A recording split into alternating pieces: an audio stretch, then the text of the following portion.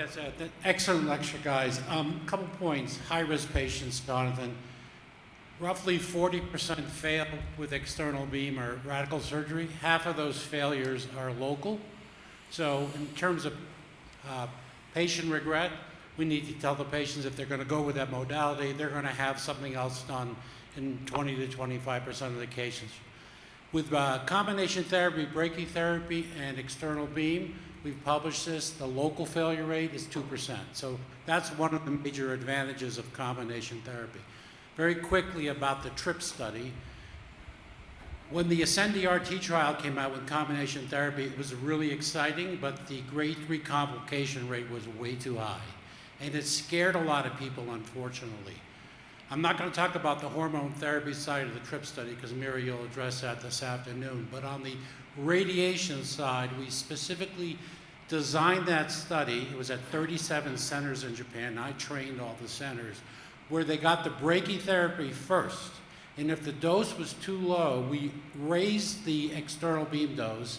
If the dose was too high, we lowered the external beam dose with the goal of delivering 220 gray to both arms, which is 10% higher than standard dose. The median dose in both arms was 218 gray. The grade 3 complication rate was 0.8%, which is less than surgery and standard radiation therapy. So it's possible, but the caveat is, like everything else, you need to be well trained. If I can just comment, like I agree that the local control is very clearly and obviously better with brachytherapy as a component. Since I guess my talk was mostly on undecided consult, like I think Myra said it well, which is one of the huge advantages of using brachytherapy in high-risk patients, notwithstanding your excellent points, is that you can reduce the ADT duration. I mean, that is so huge. I think all of us urologists, radiation oncologists can agree that the biggest issue is putting men on ADT for a long, long time. And so I'm part of the brachytherapy Kool-Aid swallowers in the room. I agree, I use it when I can, but mainly my sell is I don't need to go 18 plus months of ADT. Christian? This is just a fantastic session coming from a urologist, so thank you for all that erudite discussion. The questions I get the most as a urologist when I see, let's say, intermediate to, well, low intermediate patients is, protons or IMRT, because there's this proliferation of proton centers everywhere. And then duration of ADT, no ADT, so we'll leave that one because we just discussed that 2 seconds ago. And when some of the big advantages of the boost and the SBRT seem to be to lessen this thing that all men dread. But what do I tell a man, given the exactly overlapping curves for protons at 5 years? Should you go see the proton people or not? Should you just see the normal radiation people?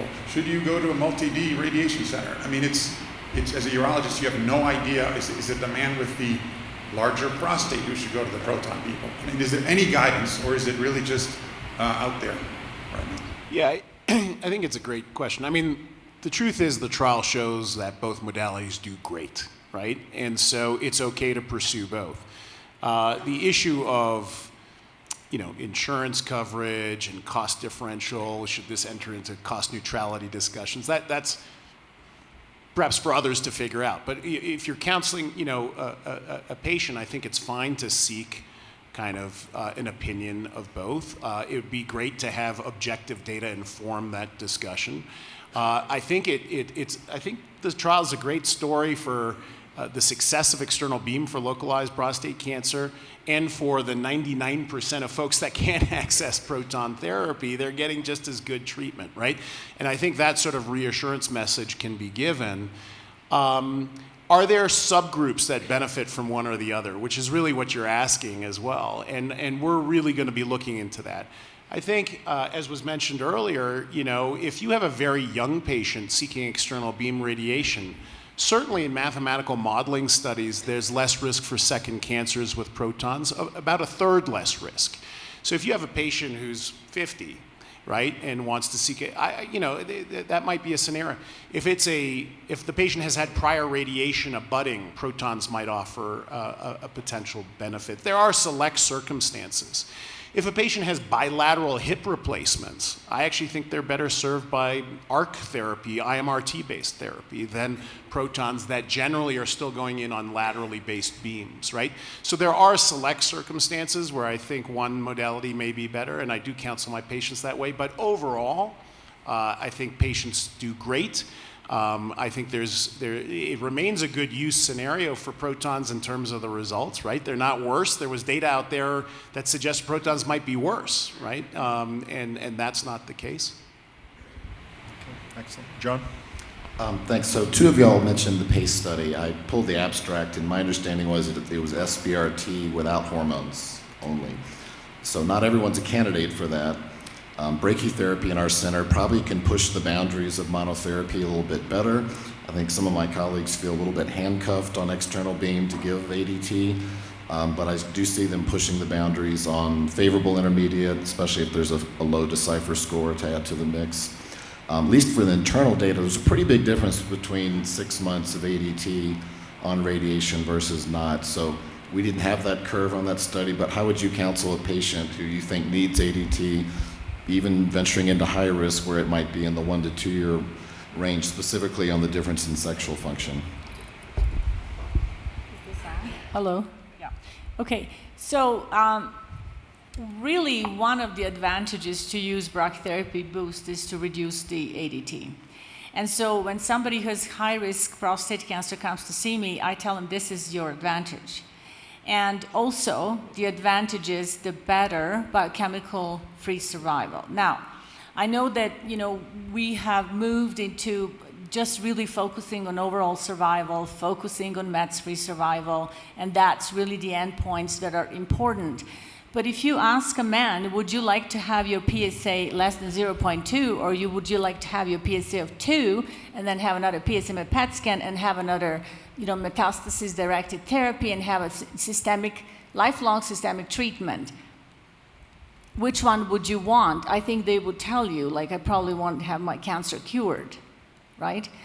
And so I think this biochemical disease-free survival is actually really important for patients because that is going to influence significantly quality of life and downstream toxicity of all of the systemic treatments and further treatments, and also incredible cost to the medical system.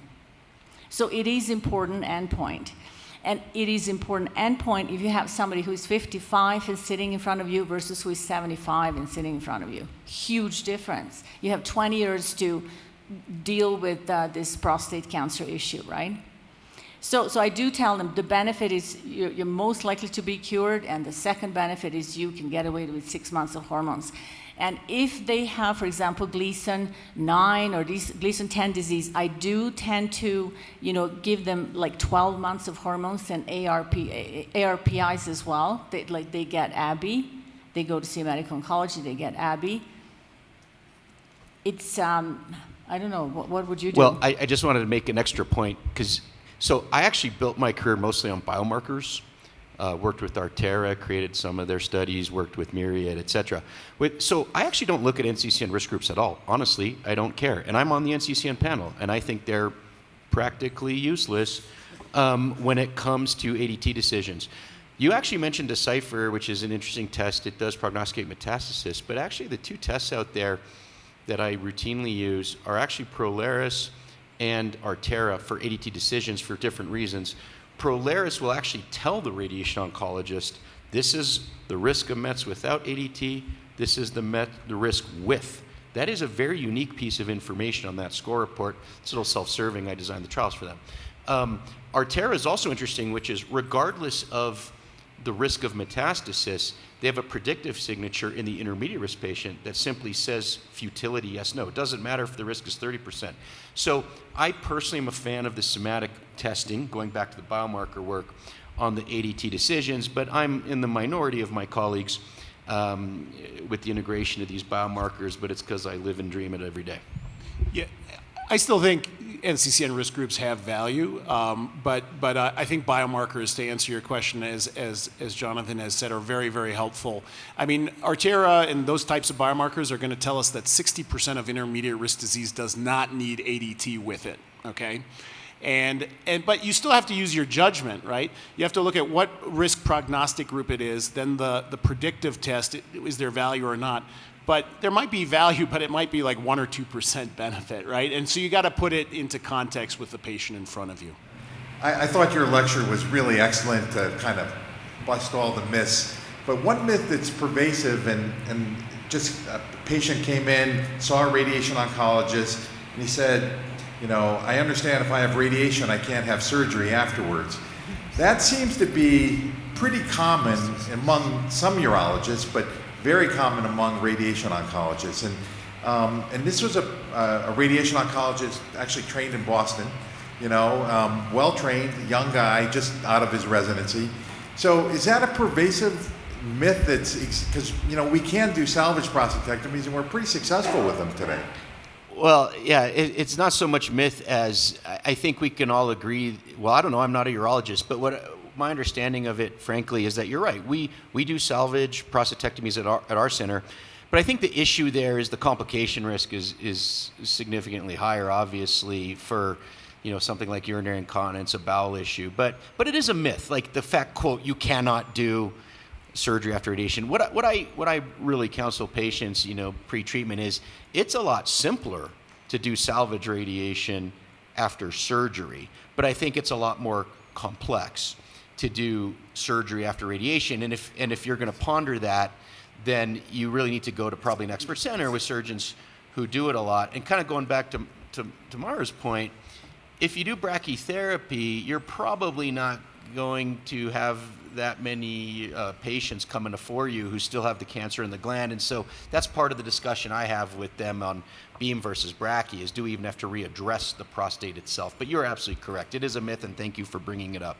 Last question. Just a quick question. I really miss studies that without hormone therapy in high-risk patients, because today staging with PET PSMA is so accurate, and I'm feeling that using hormones 6 months, 12 is much more for my. I think that the using PET PSA staging, you can have a study without hormones in one arm. Yeah, I'll just briefly address that, and I think you're absolutely right. And sometimes I've been in this field for a long time, and I have seen the wheels, I'll do breast cancer as well, and the wheels turn around, and we think this is the truth, and then 5 years later, it's like, oh no, we were wrong, and now we're just a little bit less wrong. So the field is evolving, and so we know more than we did 5 years ago, and if you wish, I can say that all of these randomized trials would need to actually be redone with the PSMA PET staging. And so how do you incorporate that? Well, it's hard. Thank you guys for a wonderful session.